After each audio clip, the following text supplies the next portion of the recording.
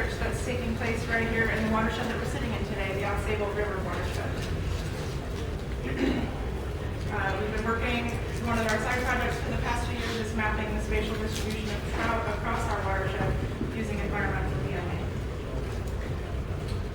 It's a 512 square mile watershed. The Ausable is the second steepest descent in New York State. And the river has two branches that flow off the northern slopes of Mount Marcy and the High Peaks. They flow in a northerly direction. The west branch of the Ausable River flows through Lake Placid and Wilmington near Whiteface Mountain. The east branch of the river, if any of you drove up through from 87, you were driving along it through Keene Valley and Keene. It flows on to Jay, and both branches meet in Ausable Forks to form the main stem of the river, which flows an additional 20 miles out to Lake Champlain. There are more than 70 tributaries, 10 lakes, and dozens of smaller ponds in the watershed. It's a very scenic river from the headwaters all the way to the main stem.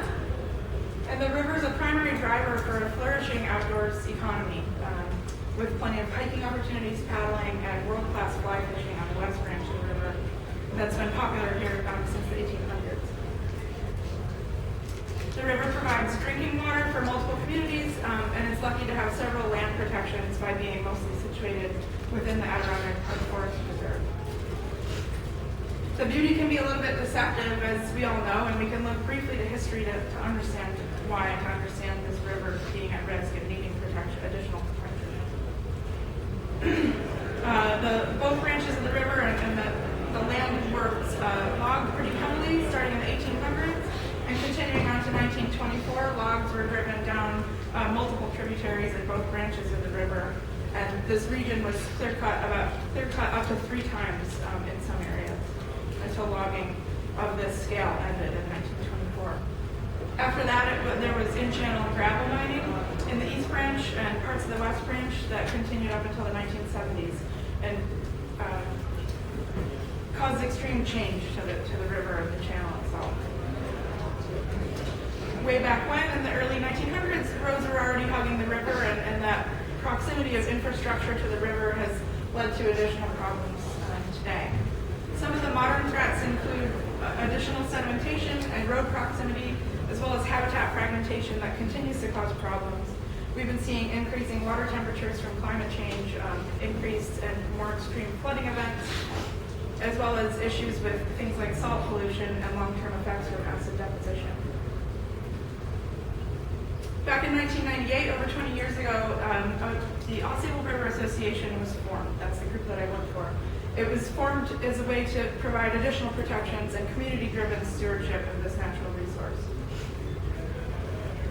It started as a board-driven volunteer organization and eventually had an executive director. And then in 2014, we started growing into a professionally staffed, science-driven organization. And we now have 4 field staff working in the field on multiple projects in our clean water, biodiverse habitats, healthy streams, and an engaged and informed community. The extensive land protections in the area have led to the watershed having excellent habitat for brook trout and other native fishes. This and aquatic ecology are one of the focal areas within our biodiverse habitats program. We also have introduced species here, brown and rainbow trout, that were transplanted as early as the 1800s and have essentially become a part of the cultural fabric of this area and a big part of the fishing economy. So we work to protect that, and we're also working to protect and ensure that wild reproducing brook trout populations are preserved and enhanced. This is a map that some of you may have seen today. This is the interactive Catchment Explorer, the brook trout occupancy model created by the Eastern Brook Trout Joint Venture, which shows and predicts whether brook trout will be able to persist in habitats under various climate warming scenarios. This here is the Huck 10 level with a 2-degree increase in temperature. You see most of the Adirondacks and the Catskills having pretty high scores in that area. And then at the Huck 8 level, the Ausable emerges as one of the second highest scoring watersheds in the state after the East Branch of the Delaware. The area remains to be a haven for brook trout at the increase of 4 degrees in air temperature, as well as 6 degrees. So so it's an important area to work on brook trout conservation. We're currently doing several projects to assist brook trout in their habitats, including bi-weekly water quality monitoring at over 30 stream sites in the watershed year-round, and we maintain a network of 25 temperature loggers in the river and the tributaries. We've been doing culvert replacements to help increase connectivity for brook trout, and tons of riparian planting on the stream banks to reduce water temperatures. However, in order to really help brook trout, we need a reliable means of knowing where they are and what habitats they're occupying throughout the seasons. And so for the past 3 years, we've been using environmental DNA to determine presence and absence of brook trout across our watershed. Environmental DNA is mitochondrial DNA that are naturally shed into the environment via cell tissue loss by fish and other organisms through scales and skin cells and feces and gametes. And it's free-flowing in the loading systems, and we're able to collect that and filter that to look for target species of interest. eDNA was first used in the Adirondacks on brook trout by the USGS with Barry Valdigo and Scott George, partnered up with Leanne Sporn at the Paul Smith College Adirondack Watershed Institute to look at brook trout populations, and they collected samples in the western Adirondacks at a number of stream sites where they did electrofishing as well, to compare this method and its ability to detect brook trout presence and absence. Our inspiration to map brook trout distribution across a geography was inspired by the U.S. Forest Service with a big project they've been doing for the past few years out west on the endangered bull trout across 4 states, and they've mapped the entire range of brook trout or bull trout at this point, using eDNA and citizen science and a number of interstate and federal agencies to collect that information.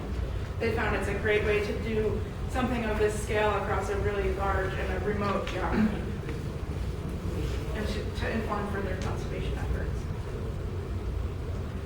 Our field methods are following the U.S. Forest Service protocols. We're using a battery-operated peristaltic pump to filter 6 liters of stream water onto a glass microfiber filter, which is the first thing that the water hits in that clean cup, and it's the only thing that we take away from the field with us in a bag with silica beads until we can get it frozen and into the lab for DNA extraction. We've also found that we can use clean bottles to collect water samples and hike them out from our most remote and headwater wilderness sites. We're also using a hand-cranked peristaltic pump to collect those samples. And as for the Forest Service protocols, we're sampling streams from the mouth to the headwaters on each stream, moving in an upstream fashion, and we're taking samples every 1 kilometer along the stream. And there are a number of published papers that show that this is a good way that there's a good chance of brook trout being detected within that 1 kilometer if they've been there within the last 48 hours. Back in the lab at the Adirondack Watershed Institute, we extract all the DNA from the filter, and then we use quantitative PCR, or polymerase chain reaction, to with fluorescent dyed species-specific primers that allow us to look for up to 3 target species of interest in 1 sample. We do 3 replicates on each field site to increase our confidence interval and our ability to detect brook trout, and we're using published assays for brook, brown, and rainbow trout to do this work. The results of the Qpcr come in the form of an amplification plot. In other words, if a sample contains more target with fluorescence, will be detected in earlier cycles. It'll be amplified in earlier cycles, and that can say that and if it doesn't amplify, it shows that the species was absent. The data we gain can be, we're hoping to be able to include it into the Aquatic eDNA Atlas project, which is a project of the Forest Service. They're bringing the work that they've done with bull trout to the east, to the full range of eastern brook trout as well, and they're collecting information on a number of species, as you can see from the left side of the map there. We worked with them as they started to bring this east, and we got them to prioritize creating a sampling grid for us in the Adirondacks in New York State in the beginning. So this is the sampling grid they created for the Adirondack Park, and it's at that 1 kilometer spacing interval. You can see there's quite a few data points, and there's over 12,000 for the Adirondack Park and 600 alone in our small Ausable Watershed. So we've used, instead of just trying to fill in that map from top to bottom, eDNA to try to answer questions for us and to help inform our work. Our first study, our pilot study in 2017, looked at how trout distribution changes seasonally in a sub-watershed of the East Branch, a sub-watershed that's filled with road stream crossings and filled with severe barriers, as you can see by the, within the red area, that's the Otis Brook watershed, and all the dots represent severe or moderate barriers. We sampled in June, August, and October across this watershed, and we consistently found brook trout detections in all of these places. The triangles represent in the red areas where we did not find brook trout, the orange and yellow where we found brook trout presence in one or two of the replicates, and green is where we found it in all three replicates, which shows a really strong signal. We found them that we saw a range contraction in midsummer at the highest water temperatures. That expanded again in October when the temperatures lowered down, and we also saw that they were geographically isolated due to some stream dewatering in the middle section of this watershed. Brook trout were detected at all sites where previous electrofishing surveys had found them, and also at one site where a previous electrofishing survey had not found them that same year. In 2018,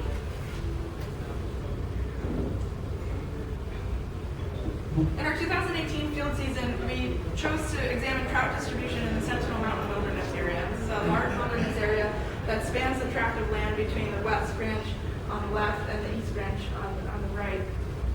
We looked at 5 different streams, and this time these are streams that have no barriers at all from the river up into the headwaters of these segments. And we sampled at a half-kilometer sampling interval to try to get finer scale dispersal data. We included brown trout and rainbow trout as well, because all 3 species are present in the river and stocked in the river, so we wanted to see how far each of the species extended into these systems. So in all the maps that follow, brook trout detection will be noted in the green dots, and brown trout are blue and magenta for rainbow trout. At the white points, those are sites that were sampled and no trout DNA were detected. We found brook trout extensively located far up into these habitats, with the detection of non-native trout in the habitats down near the confluence of the river, which is something that we expected, that fish from the river would use these tributaries if they have free access to them for food and resting spaces. We also found detection of non-native trout further up into the watersheds, in some cases pretty far upstream in these 2 brooks. That led to questions for us whether we've got individual wandering fish, whether we've got established populations, or if it could even be something as simple as a transported carcass that's in the water upstream. But we found that we could use, if we were interested to look more deeply into this, we could use repeated seasonal sampling to prioritize electrofishing surveys to see if you could confirm these species being present far up into these systems, into these wilderness areas.